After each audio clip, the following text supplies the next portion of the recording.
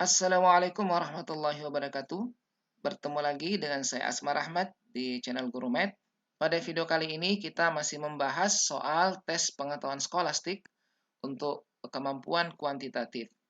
Nah, di sini kita akan membahas soal paket yang ketiga yang juga terdiri dari 10 soal. Nah, untuk soalnya sebagaimana biasa bisa di-download melalui link yang sudah saya siapkan pada deskripsi video ini. Dan jangan lupa simak kembali pembahasan untuk paket yang pertama dan yang kedua juga di channel Guru Math. Baik, bagaimana soal pada paket ketiga ini? Mari kita bahas bersama. Soal yang pertama terkait jarak antara dua titik dalam ruang kubus. Di soal ini diketahui ada kubus ABCD EFGH dengan panjang rusuk 8 cm.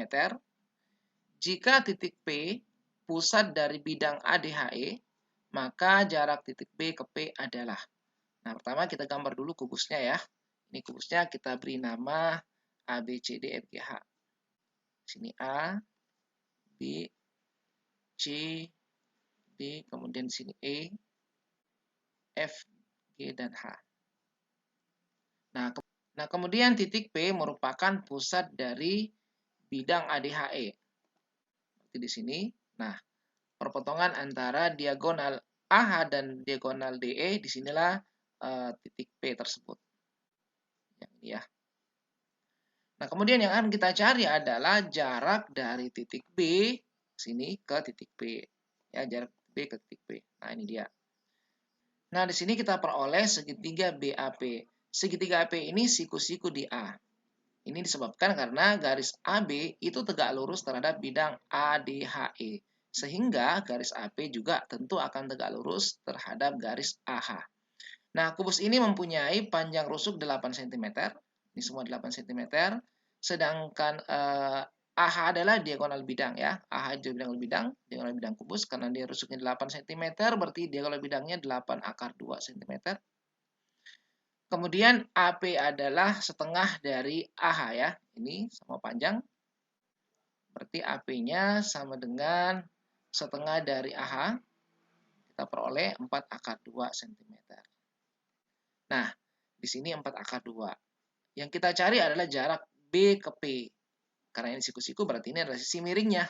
Nah, dengan teorema Pitagoras kita dapatkan jarak B ke P sama dengan akar dari ini ya, 8 kuadrat AB ditambah 4 akar 2 kuadrat.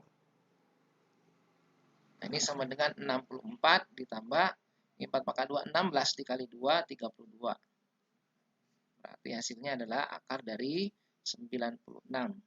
Nah, 96 ini bisa kita ubah 16 dikali 6. Berarti 4 akar 6 cm. Nah, jawabannya adalah C. Selanjutnya kita berpindah pada soal yang kedua.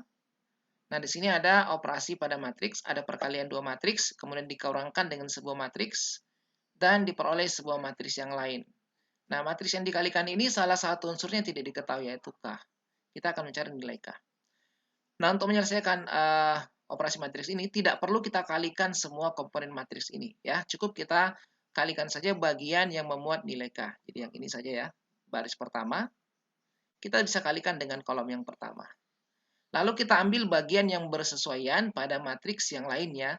Baris pertama kali kolom pertama tentu akan menghasilkan komponen baris pertama kolom pertama juga. Kalau begitu dia nanti akan bersesuaian dengan ini, baris pertama kolom pertama, dan juga dengan 4 baris pertama kolom pertama. Nah, jadi ini saja kita kalikan ya.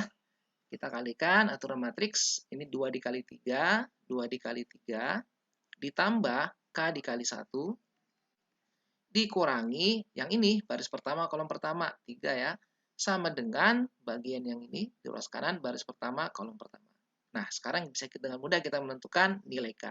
2 kali 3, 6, K dikali 1, K dikurangi 3 sama dengan 4. Berarti K, 6 dikurangi 3 ini berarti tambah 3 sama dengan 4. Nah, dengan demikian kita bisa dapatkan nilai K sama dengan 1 ya. 1 tambah 3 sama dengan 4.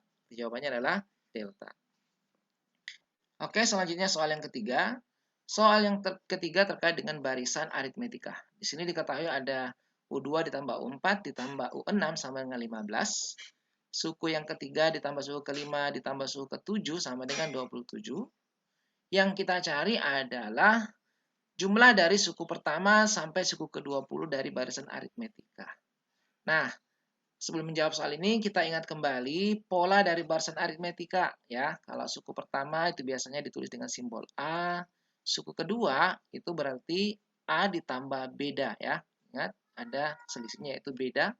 Kemudian suku yang ketiga itu A ditambah 2 beda dan seterusnya. Jadi bedanya selalu berkurang 1 ya dari nomor sukunya. Nah, kita bisa gunakan bentuk ini ya.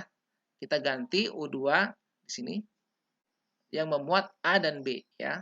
U2 berarti A ditambah 1 beda ditambah U4 itu berarti A ditambah 3 beda. Kita tulis pakai kurung lah biar jelas perbedaannya. Kemudian U6 itu A ditambah 5 beda. Nah, ini kalau kita jumlahkan semuanya, A ditambah A berarti 3A. Terus B ditambah 3B, 4B tambah 5B, 9B. Ini nilainya sama dengan 15. Nah, ini persamaan pertama. Nah, kemudian yang kedua, yang ini dengan cara yang sama kita buat U3 itu A ditambah 2 beda. Kemudian suku yang kelima A ditambah 4B. Suku yang ketujuh A ditambah 6B. Nah, dengan cara yang sama kita jumlahkan A ditambah A ditambah A 3A. Kemudian 2B ditambah 4B, 6B ditambah 6B, 12B. Sama dengan 27. Ini persamaan yang kedua. Nah, dari persamaan 1 dan 2 ini bisa kita eliminasi untuk mendapatkan nilai A dan B. Ini tinggal kita kurang ya.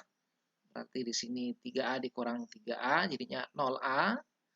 Kemudian 9 kurang 12. Atau 12 kurang 9 bisa dibalik ya. Apa?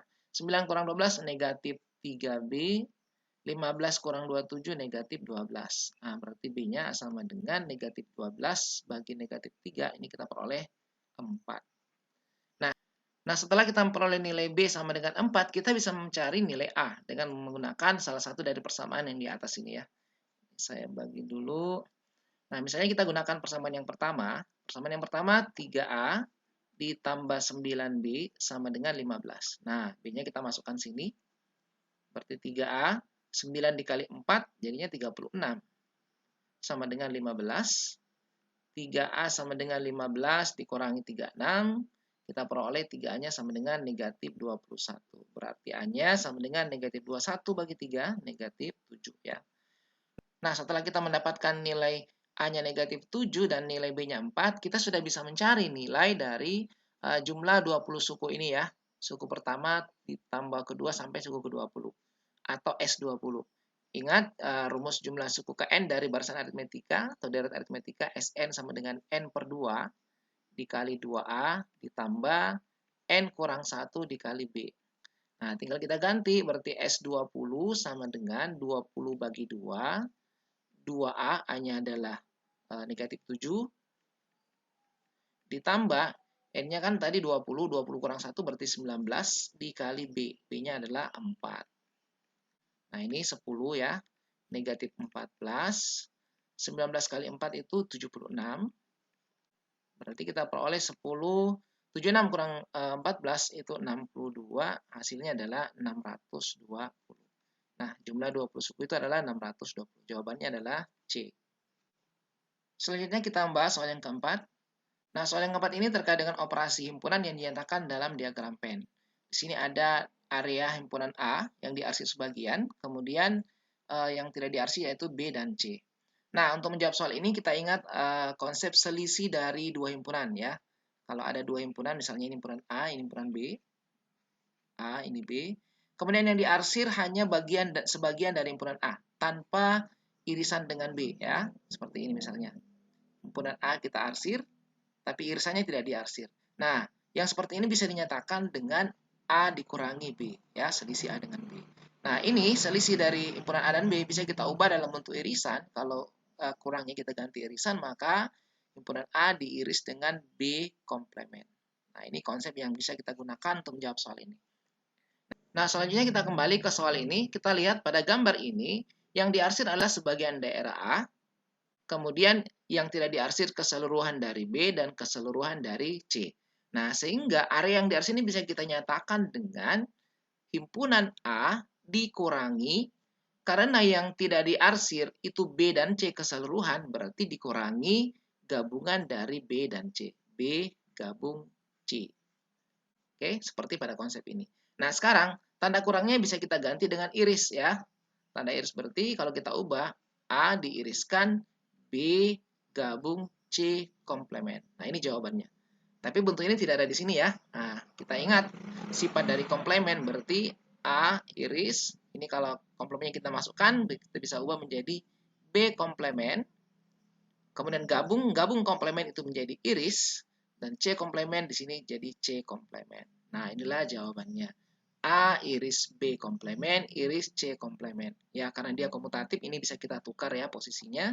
Sama saja dengan B komplement, iris C komplement, diiriskan dengan A. Jawabannya adalah beta. Oke, inilah soal yang keempat. Nah, selanjutnya kita pindah ke soal yang kelima. Soal yang kelima ini persis sama dengan soal yang ketiga, ya. Barisan deret aritmetika. Diketahui suku pertama tambah suku ketiga tambah suku kelima sama dengan 24. Jangan lupa kita kembali ke pola aritmetika. Suku pertama itu dinyatakan dengan A, suku kedua dinyatakan dengan A ditambah B, suku ketiga dinyatakan dengan A tambah 2B, dan seterusnya. Nah, bentuk ini U1, U3, dan U5 kita ubah ke dalam pola ini ya, sehingga kita dapatkan persamaan dalam A dan B. Jadi U1-nya kita ganti A, U3 A tambah 2B, kemudian U5 A ditambah 4B. Ya, ini sama dengan, ini ada 3A, kalau kita jumlahkan berarti 3A, 2B tambah 4B jadinya 6B. Ini nilainya sama dengan 24. Nah, ini persamaan yang pertama. Nah, kemudian dengan cara yang sama kita buat untuk yang di bawah, U2 tambah U4 tambah U6. U2 itu berarti A ditambah B, U4 A ditambah 3B, dan U6 adalah A ditambah 5B. Kalau kita jumlahkan ada 3A, B-nya ada B, 3B, 4B, tambah 5 berarti 9B. Ini nilainya 33. Persamaan yang kedua. Nah, dari dua persamaan ini kita bisa eliminasi, kita perkurangkan untuk mendapatkan nilai A dan B. Kalau ini kita kurang ya, 3A kurang 3A kan 0 di sini ya. 6B kurang 9B negatif 3B. 24 dikurang 33 negatif 9. Sehingga kita dapatkan nilai B sama dengan negatif 9 dibagi negatif 3 sama dengan 3. Nilai B-nya 3. Nah, sekarang kita bisa cari nilai A. Kita gunakan saja persamaan yang pertama ini. 3A ditambah 6B sama dengan 24. Nah, B-nya 3, masukkan ke sini ya. Berarti 3A, 6 dikali 3, 18 sama dengan 24. 3A sama dengan 24 dikurangi 18. 3A sama dengan 6, berarti A-nya sama dengan 2. Nah, kita sudah punya nilai A2 dan nilai B sama dengan 3, sehingga kita sudah bisa menghitung jumlah dari suku pertama sampai suku ke-20. S20 ya. Nah, jangan lupa rumus jumlah suku pada deret aritmetika. Saya tulis ulang lagi, Sn sama dengan N per 2, 2 kali A ditambah N kurang 1 kali B. Nah, jumlah 20 suku berarti S20, di sini 20 dibagi 2, 2A-nya tadi 2, ditambah N-nya kan 20, 20 kurang 1 berarti 19 dikali B. B-nya adalah 3. Nah, di sini 10, 4 ditambah, ini hasilnya 3 dikali 19 itu 57 ya. Nah, sehingga kita peroleh 61 di sini sama dengan 610. Jadi jawabannya adalah beta 610. Selanjutnya kita berpindah ke soal yang ke-6. Pada soal yang ke-6 ini diketahui sudut-sudut segitiga pada gambar berada di pusat lingkaran-lingkaran yang diameternya sama. Jadi ukuran 3 lingkaran ini semua sama. Jika keliling segitiga sama dengan 12 cm, maka keliling setiap lingkaran. Jadi yang kita cari adalah keliling lingkaran. Nah, sudut dari segitiga ini berada pada pusat lingkaran semua ya. Berarti yang ini jari-jari lingkaran, ini juga jari-jari lingkaran. Seperti itu ya. Otomatis ini berarti sama dengan diameter lingkaran kan? Diameter lingkaran.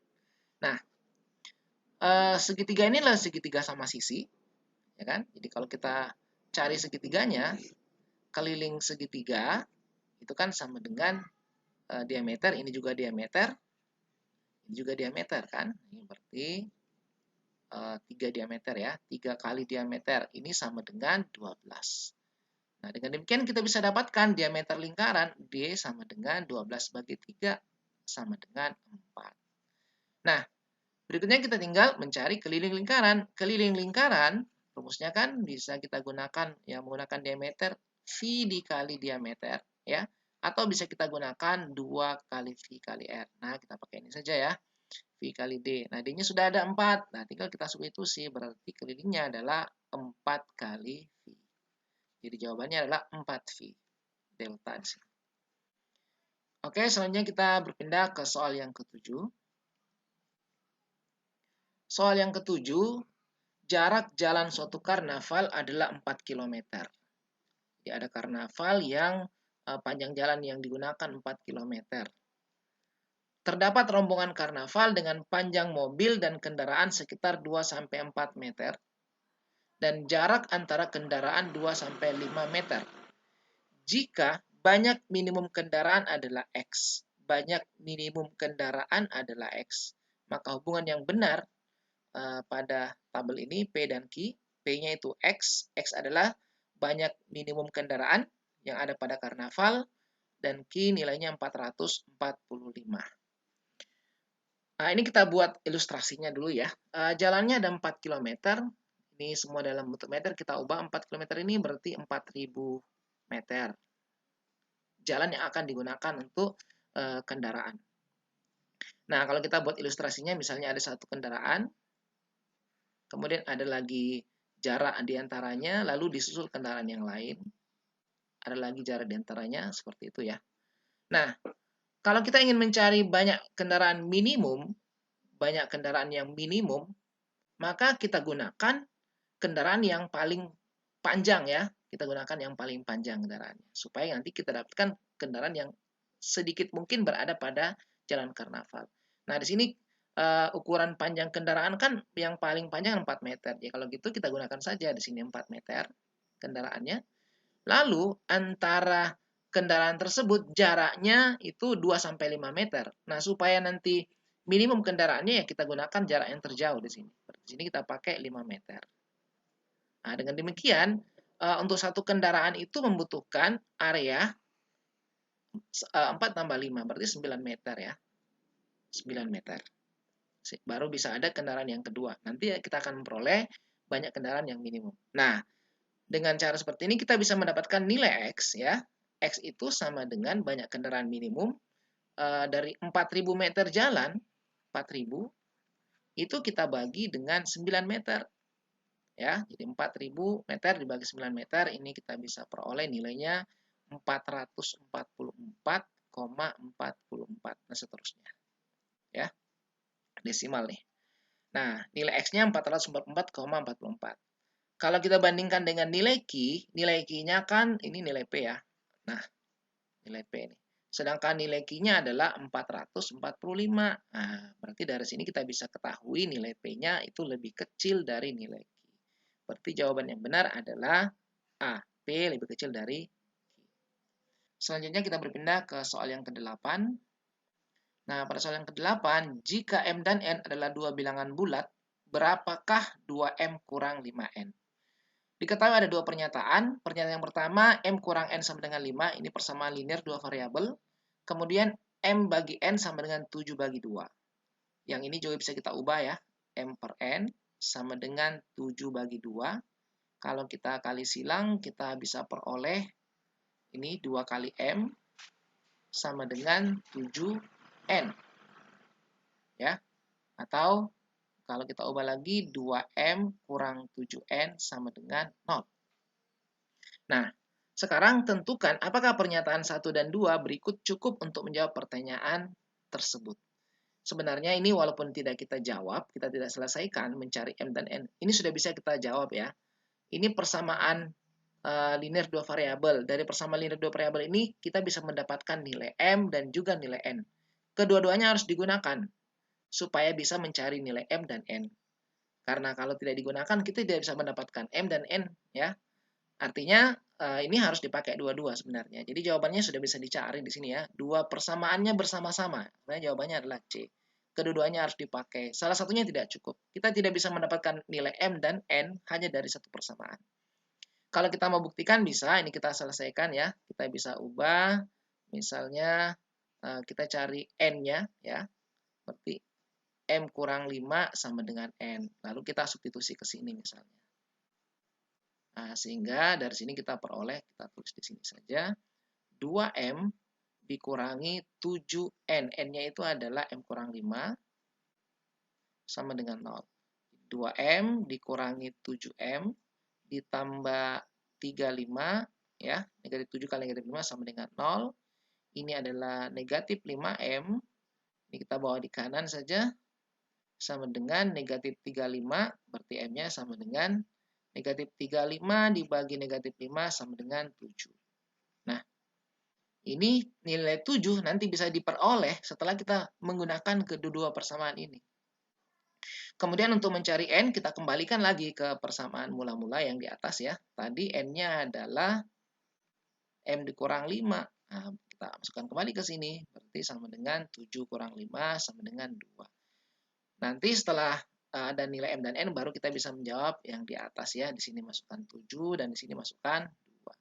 Sebenarnya yang dicari bukan nilainya, tapi apakah mungkin kita menjawab ini dengan salah satu persamaan? Jawabannya tentu tidak mungkin. Harus menggunakan kedua-duanya. Jadi jawaban yang benar adalah C. Kedua-duanya harus digunakan bersama-sama. Oke, selanjutnya kita pindah ke soal yang ke-9. Nah, pada soal yang ke-9 di sini diketahui Ali bersepeda ke sekolah dengan kecepatan 12 km per jam. Ternyata, ini kecepatan Ali ya, kecepatannya Ali bersepeda. Ternyata bekalnya tertinggal sehingga ibunya harus mengantarkan bekal tersebut. Jika ibunya berangkat setengah jam kemudian, jadi selisih waktu antara ibu dan Ali itu setengah jam, mengendarai sepeda motor dengan kecepatan 48 km per jam. Ibunya naik motor, kecepatannya lebih ya. Maka setelah berapa kilometer ibunya berhasil menyusul Ali. Ibunya berhasil menyusul Ali. Nah, di sini kita bisa tulis beberapa hal yang diketahui. Si Ali ini berangkat ya dengan kecepatan. Kecepatan Ali itu 12 km per jam. Dan waktu tempuhnya kita kasih nama saja TA. Ya, waktu tempuh Ali adalah TA. Oke, TA sama dengan TA. Kemudian ibunya itu menggunakan sepeda motor dengan kecepatan, ya, jadi kecepatan ibu, kita kasih nama PI, itu 48 km per jam.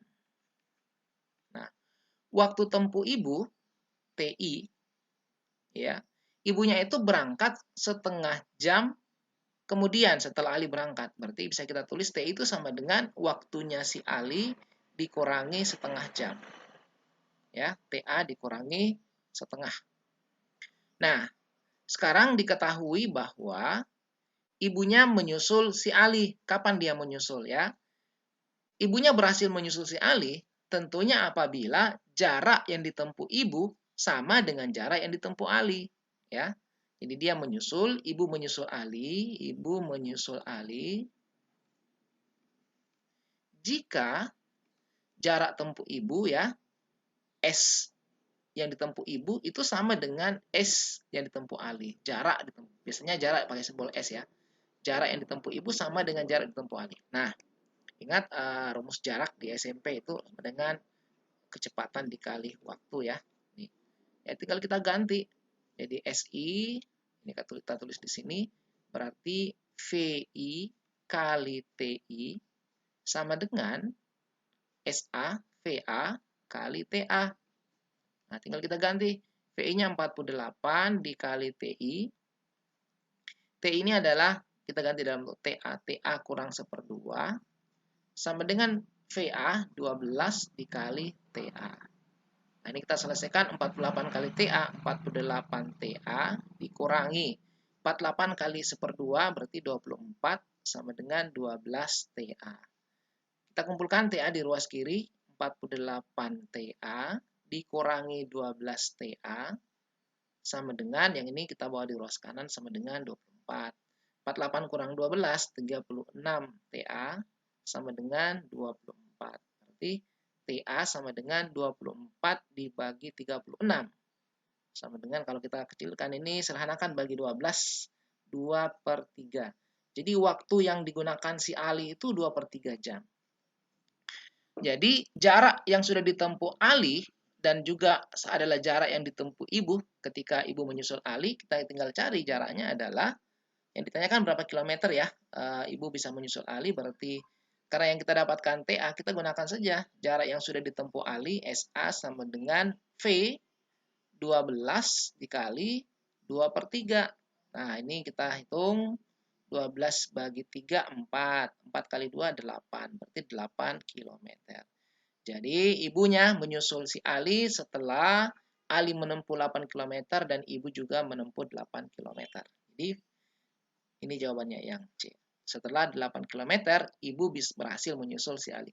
Oke, selanjutnya soal yang ke-10, soal yang terakhir dari paket 3 ini.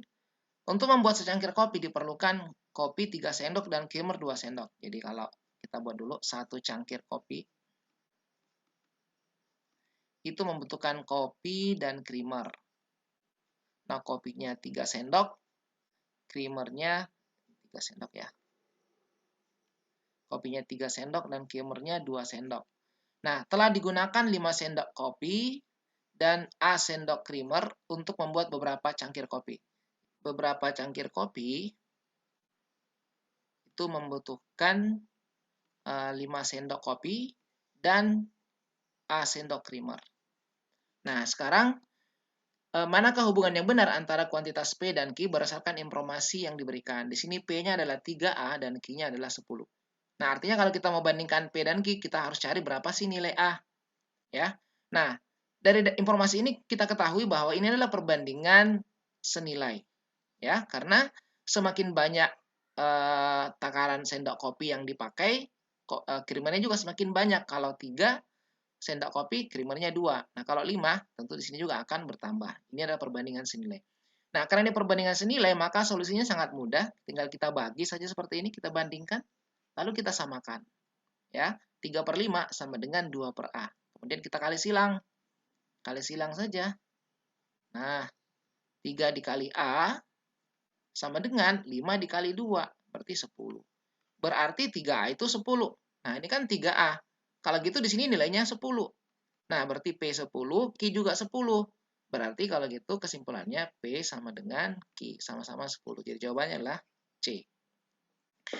Oke, inilah 10 soal ya dari tes pengetahuan skolastik untuk kompetensi kuantitatif pada paket yang ketiga dari soal yang kita bahas. Jangan lupa untuk mendapatkan soalnya, kembali lihat pada deskripsi video ada link yang sudah saya siapkan untuk mendownload soal ini.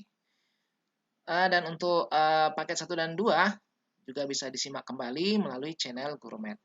Baik, terima kasih. Jangan lupa sebarkan video ini kepada yang lainnya. Semoga semakin banyak yang mengambil manfaat dari video ini. Terima kasih. Assalamualaikum warahmatullahi wabarakatuh.